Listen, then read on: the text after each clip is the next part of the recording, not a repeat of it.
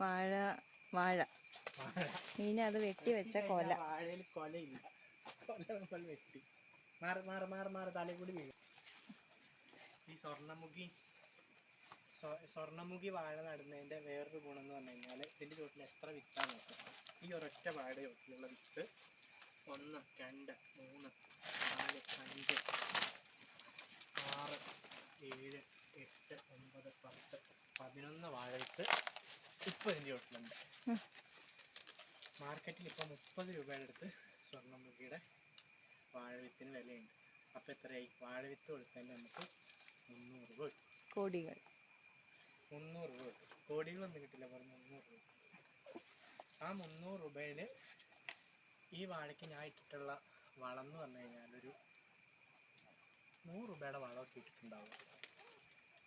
100 രൂപയുടെ വളവും 30 രൂപയുടെ വിത്തും 130 രൂപ.